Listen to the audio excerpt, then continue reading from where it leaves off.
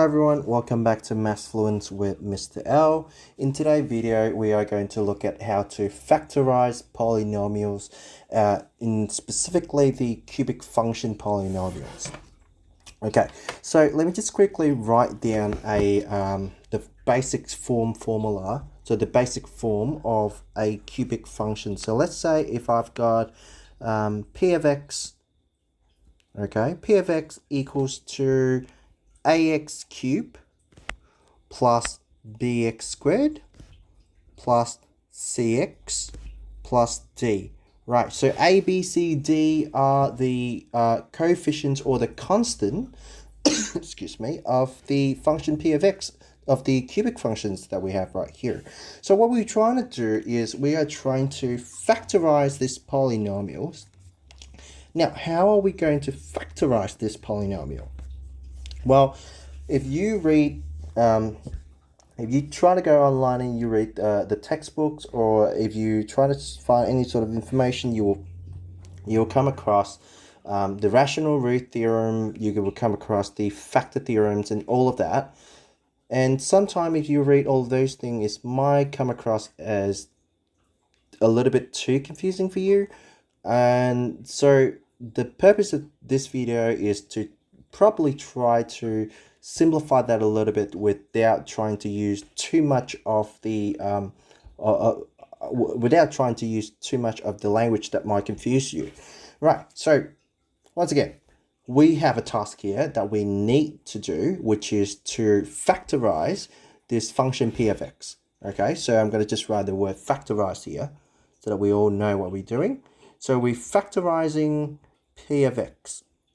Now, so how are we going to factorize p of x here?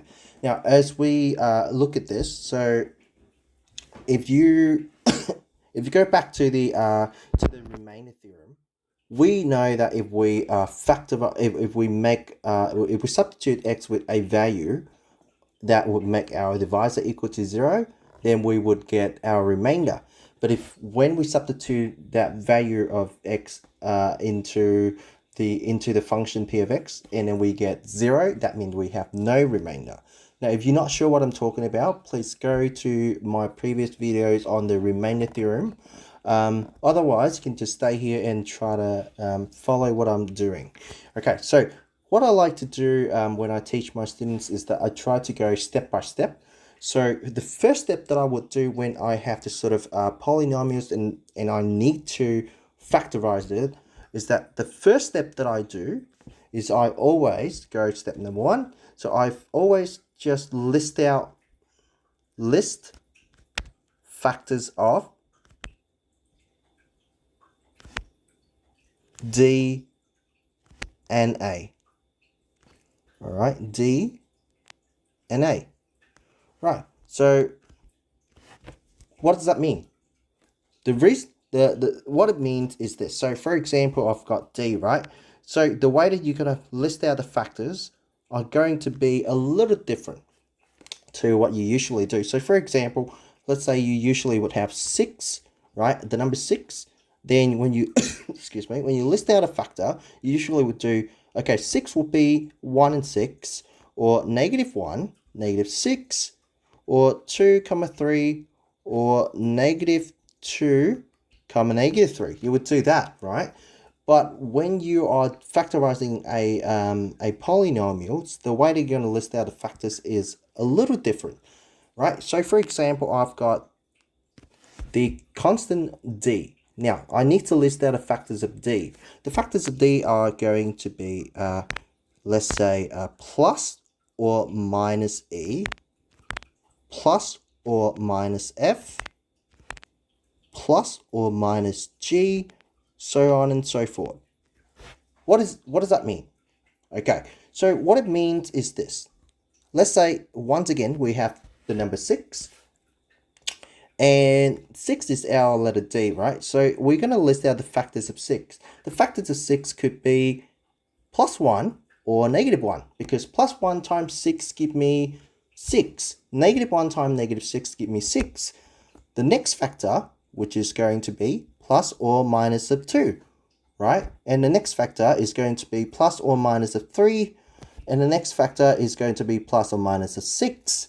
Okay, so you can see how all of these factors that I've got here, they actually work with each other. So plus 1 will work with plus 6, negative 1 will work with negative 6, negative 2 work with negative 3, 2 work with 3, so on and so forth. Right, so that's what it means. Then we're going to have to list out the factor of A. So once again, you will have plus or minus H, plus or minus K, so on and so forth. Right? So for example, what does that mean? Let's say I've got 3, for example. Right? 3 is my A. Right? This is my letter D. Over here is my letter A. Now, the factors of 3 is going to be plus 1 or minus 1. And we go ahead and we just have plus 1 or minus 3. Oops, not 8, 3. There you go. That's what it means. That's step number 1. Right? Step number 1, you try to do that. Sometime along the line when you are very comfortable with the process already, you might not even need to do step 1. Okay, you can jump right into step 2. So step 1, you list that out. And what is step 2? Now, step 2 is what we are going to call the root, finding the root. Find the root. All right, find the root. Find the root. Now, what does this mean? Now, finding the root means whatever the root is that we found, then when we substitute it with x, yeah, into the function p of x, we should get 0. Okay, so that means when we find the root, what we're going to do is we're going to do plus or minus of e. Okay, it's always the factors of, actually I'm going to rewrite that a little bit, factors of d, and then we are going to divide it by the factor of a. Okay, I'm going to write it here, factors of a. So what does that mean? So we would have plus or minus e divided by plus or minus h, or we can have plus or minus e divided by plus or minus k, or plus or minus f divided by plus or minus h divided by, or plus or minus f divided by plus or minus k, so on and so forth. You get the idea, right? So we technically take the take every one of the factors of d that we listed, and then we're going to divide it by every factor of a that we listed, right? So we're going to do the same for every one of them. Yeah, we're going to do the same for every one of the factor of d, and then we're going to divide it by every factor of a, right? It sounds like a lot, but usually when we're dividing polynomials, the first 1 or 2 factors after we just list out the first 1 or 2 factors, we can just use it right away. Right, so what does that mean? What it means is that when we get to here, when we find the root, we got the factors of d divided by the factors of a, then what it means is that p, the function p, of plus or minus e over plus or minus h should give you 0. Okay, should give you 0. Now, sometimes plus or minus e over plus or minus h will not work. So then you have to use the other factor, the other root. So I probably just rewrite this a little bit better. So plus or minus e, comma, dot, dot, dot. So that means we can use different ones. As soon as we find a root that would give the functions p, that would make the function p equal to 0, that is our root. And then step 3, we use synthetic divisions to factorize. Synthetic division to factorize. Now, actually, you can actually use the long division to factorize if you feel comfortable. But you know, for this level of methods in year 11, probably almost 99.9% of the time you can just use synthetic divisions. Right, so what does that mean? So let me just do an example over here with you guys. So let's say I've got an example over here that said factorize. Okay, I'm going to go factorize. Right, so factorize, we've got x cubed. Okay, x cubed plus 10x squared plus 27x plus 18. Okay, so we've got this expressions over here, this expressions of x cubed plus 10x squared plus 27x plus 18. We need to factorize this. Okay, we need to factorize this. So what I like to do first is I'm going to write solution. I first let the function f of x, p of x, anything of x that you want. I like to use p of x equals to x cubed plus 10x squared plus 27x plus 18. Now, the reason for this is because later on I'm going to just substitute the value in, so I can just write a p of whatever root that I found. I will just use that. All right, so now we're going to go through step number 1 here. Step number 1 is for us to list the factors of D and A. Like I said, if you are very comfortable with this along the line, when you get enough practice, you're going to get very comfortable with this, and you might not even need to do step 1. Now, step 1, you don't need to include it in the test. I don't think that anyone would ask you to show step 1, but for me right now, I'm just going to show step 1 so that it makes sense to you if you're new to this. All right, so step 1, I've got the factor of 18 and the factors of the coefficient in front of x cubed, which is going to be 1. So now I've got 18. Right, now the factors of 18, once again, we start from plus or minus 1. Right, we go plus or minus 2. Right, plus or minus 3. Plus or minus 6. All right, plus or minus 9. Plus or minus 18. You can see that because plus or minus 1 will work with plus or minus 18. Plus or minus 2 will work with plus or minus 9, so on and so forth. Now, the coefficient in front of x cubed, which is our A, is 1. So then the coefficient of 1, the factors of 1 would be just plus or minus 1. Am I right? Yes? So if that's the case, then we can go on to the second step, which is to find the root. Now, like I said, the root is for us to use the factors of D to divide it by the factors of A. Now, the root will only work when we substitute the root back into the function p of x, we should get 0. Right, so step number 1 is done. Now I'm probably going to quickly run a number 1 here. Now step number 2, we're going to try plus or minus 1 divided by plus or minus 1. So we would have the first root we would have plus or minus 1 over plus or minus 1 should be either a plus or a minus 1, right? That's root number 1. Then we have another root. We got plus or minus 2 divided by plus or minus 1.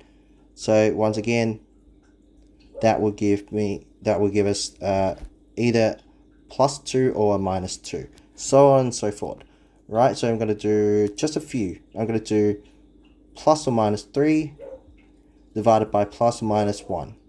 Then once again, I will get plus or minus 3 and plus or minus 6 over plus or minus 1 equal to plus or minus 6.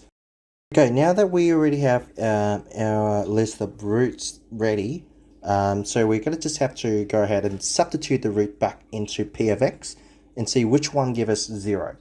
So what I'm going to do is I'm going to go down here. I'm going to start p of negative 1, okay, is going to be equals to -1 all cubed plus 10 times -1 squared plus 27 times -1 plus 18. Now, -1 cubed is -1. 10 times -1 squared is a plus 10. 27 times -1 is going to be a minus 27. And then plus 18 at the end. Right, -1 plus 10 is a 9. Okay, 9 minus 27 is going to be a -18. And -18 plus 18 is 0. So therefore, we have -1 is our root. Right, so our root is -1. Alright, so if that's the case, we go root is equals to -1. Right, so that means our root is -1. So then after that, we're going to go to step 3. I'm going to go down here. I'm going to rush step 3. Use synthetic divisions. Now, if you're not sure how to use synthetic divisions, please go back to my previous videos on synthetic divisions and long divisions to have a look at. Otherwise, you can just stay here and keep following. Okay, synthetic division. Now, what we're going to do here is that we're going to use our root, which is -1.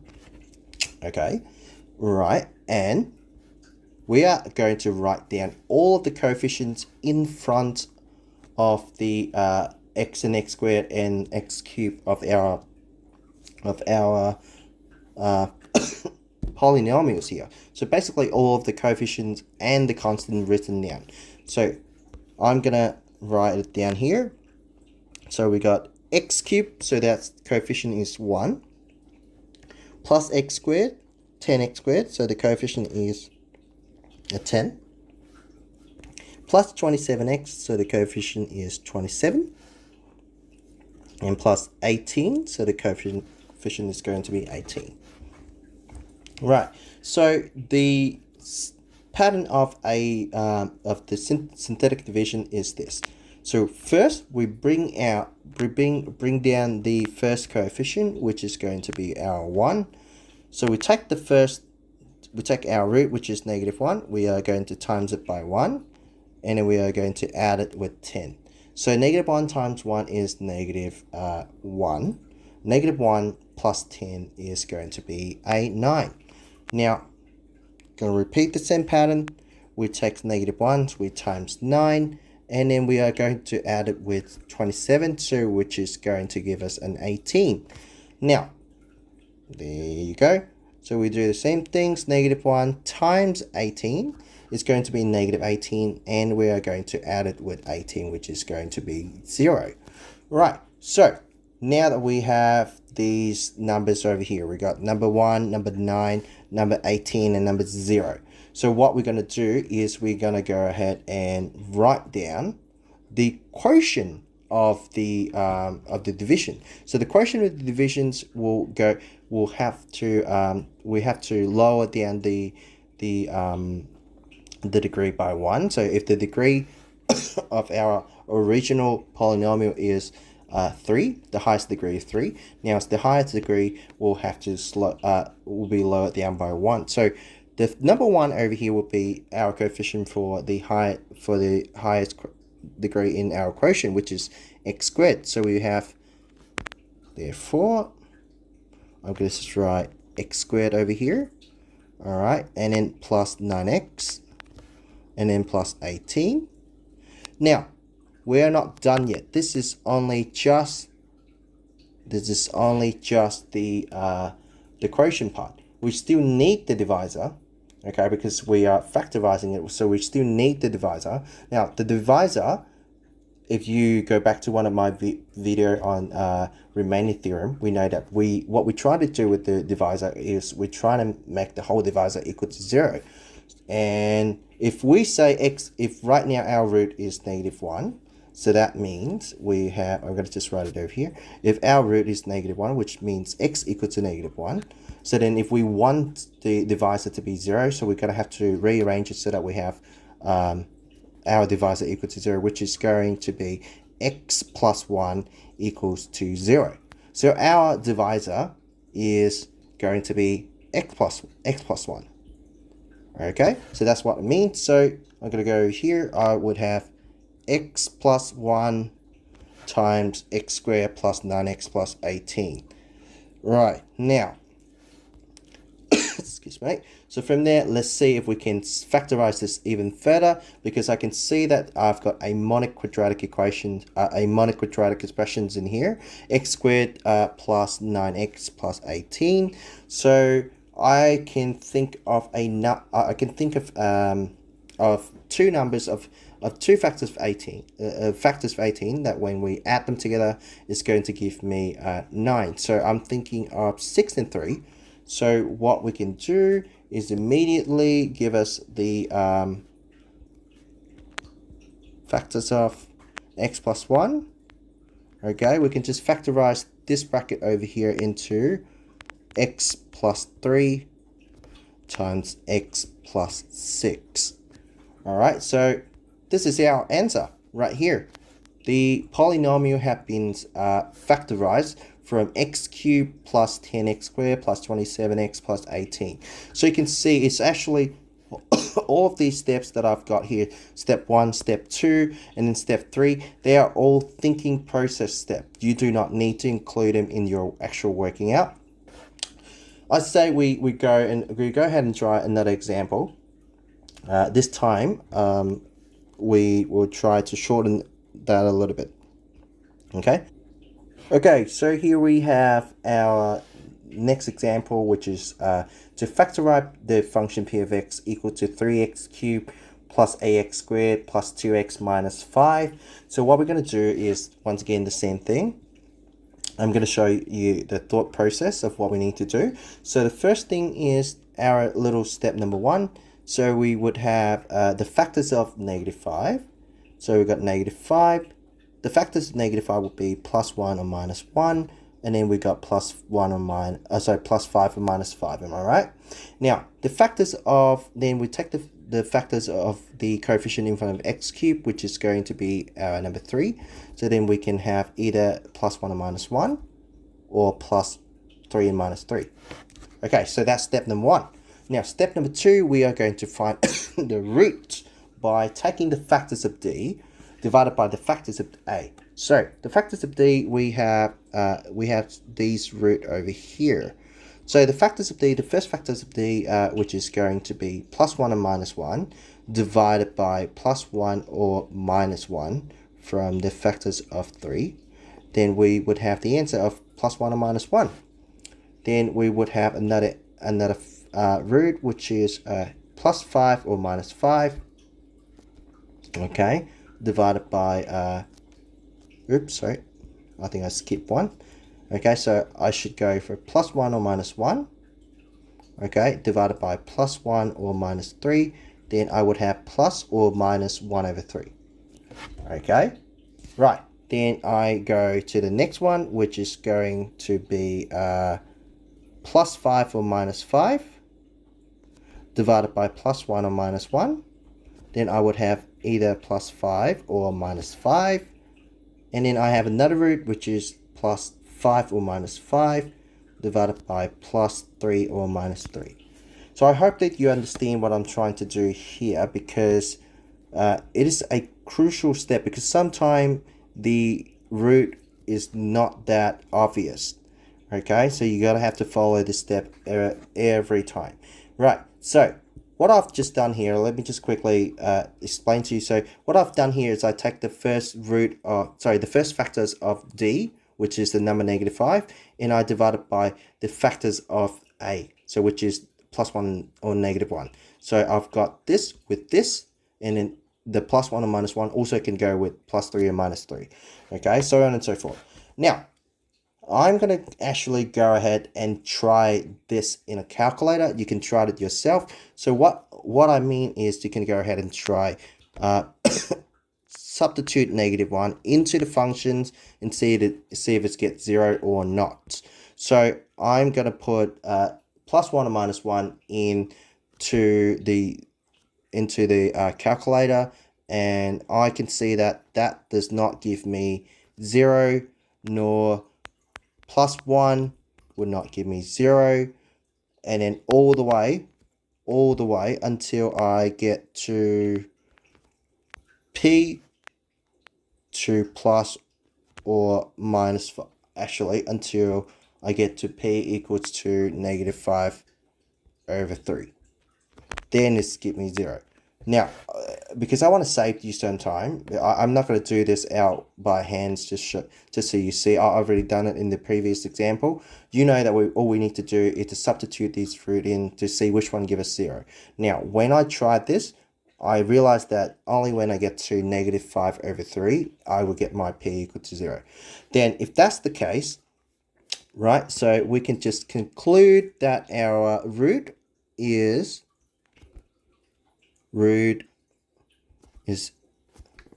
equals to negative 5, or actually I'm going to just change it a little bit. X equal to negative 5 over 3. All right, x is our root. X equal to negative 5 over 3. So then I'm going to go straight to step number 3. Use synthetic division. Synthetic division. Now, if you're still not sure, you can still go back. Otherwise, just keep staying here with me. All right, so what we're going to have is our root over here, negative 5 over 3. Then I'm going to write down the coefficients and the constant of the function p of x. So I've got 3, I've got 8, I've got 2, and I've got minus 5. Okay. Now, so what I'm going to do is I'm going to bring down my first number, which is 3.